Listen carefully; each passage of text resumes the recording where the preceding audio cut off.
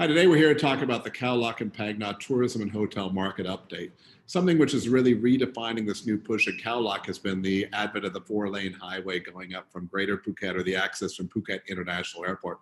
That's made it a really short drive, and I think that certainly is going to continue to drive business up there. In some ways, it's easier to drive to Khao Lak than it is to the southern part of Phuket when there is traffic. So again, that infrastructure has greatly aided the push up there as well. I think when we go past over the past few years, also we look at Khao Lak, how it's evolving as strong European, strong, highly seasonal market.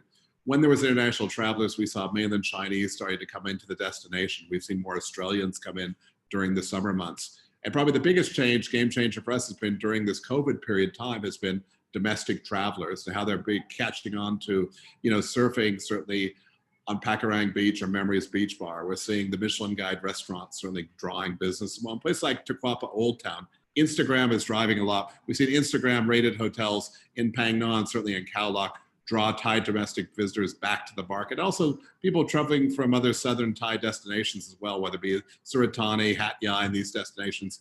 It's been a quick trip in there, so that's what's driving demand. Let's go back and really kind of look about how the buildup has taken place over the past few years. Visitors to Phang Nga again, and a lot of this is Phang Nga travelers are being driven to Khao Lak. So we've seen a steady incline and strong growth over a period of time. And I think that's very positive for the destination, because when we're out of COVID-19, it's going to show that we think this trajectory is going to go back into place. So there's a positive trend in growth for the destination.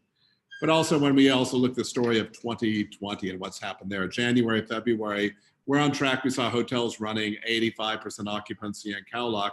Certainly once the airport in Phuket closed in the middle of March, we saw everything fall off. Again, picking up by the middle of the year, we saw domestic travelers start to come back. We are seeing an incline to business, but certainly not at the levels we've seen in the past.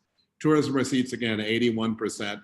Foreign travelers, when you go back and look at 2019, this would be typical of Greater Phuket as well, or Phuket Island, because again, Phuket traditionally is about sub 10% Thai domestic visitors. So it's highly tainted towards international travelers. But for now, certainly what we have is the domestic market. We think that will start to change over a period of time with Thais coming back to Khao Lak.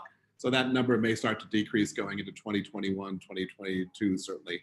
And when we have the international market back, we think we'll have more balance in that market.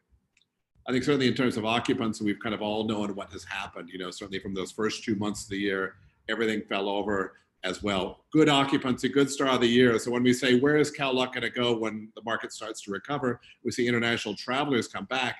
We think it's pretty well poised for the marketplace, because again, what's changed in the marketplace is a geographic shift too. There's always been a concentration of beachfront destination resorts. That's stretching now all the way up to Te Quapa. That four-lane highway extending up is pushing bigger sites. We're seeing more bigger branded hotels. It's almost a Gold Coast. The Gold Coast of Phang Nga is being developed in that area. We are seeing a geographic switch. If I would have gone back to Phuket years ago, we saw certainly things shift from Katakaron onto Patong into Kamala, eventually up to Mai Khao, Naiton, Nayang beaches. So there's a geographic spread. That's a sign of maturity. It's also a sign that this market is going to reach a larger growth of hotel business as well. Again, there's almost 10,000 hotel rooms in Khao Lak, and that business is going to generate, as a destination, it's probably advantage. What it's also going to do, it's going to shift demand generators. You're no longer going to see this small strip in Khao Lak when you drive into town, start driving north. You're going to see businesses start shifting where the hotels are as well. So I think that's going to be a key shift for tourism-related businesses and demand generators into a longer Gold Coast type of vision going forward. Going back into Khao Lak occupancy, again, we kind of know where things have been.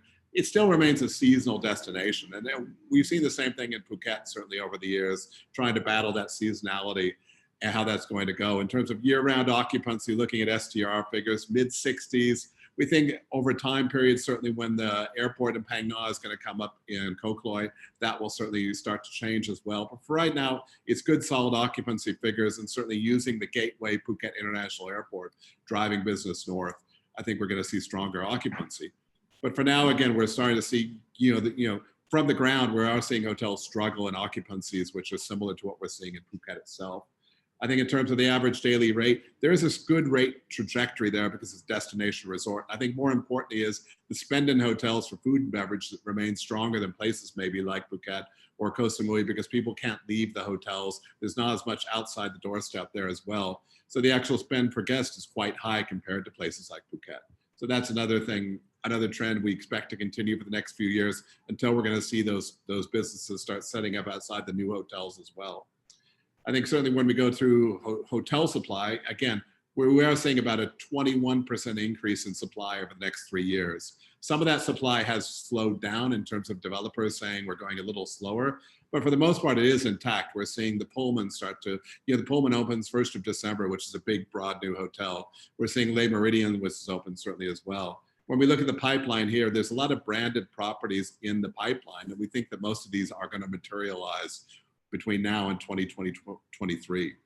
So the expectations are that will grow. And, when we look at Sheraton, Holiday Inn, Avani, JW Marriott as well, we're seeing Pullman as well, Grand Mercure. These brands are going to be generating more attention for the destination. We think overall having that much branded content is going to increase awareness of the destination. So it's a pretty good thing. Where we see most of the action, certainly with luxury, with the expansion of the existing JW Marriott, upper upscale as well, and upscale and upper mid-scale as well. So we're seeing that branded content come within these levels. I think our message when we kind of close out today is, Khao Lak's been able to redefine itself, certainly through this attention from surfing for high season, going into the low season period now, through the months which should traditionally be higher. We're seeing Thai visitors actually want to go to the Similan and Surin Islands. We're seeing that being important again. So I think that's going to give a chance for Thais to rediscover Khao Lak, and that's really for the hotel market is going to sit going into next year and depend on this marketplace. But when it does reopen, we expect Khao Lak to be a big beneficiary of this push for greater spaces, nature, culture, and sports as well. Thank you very much. That's our update from the ground.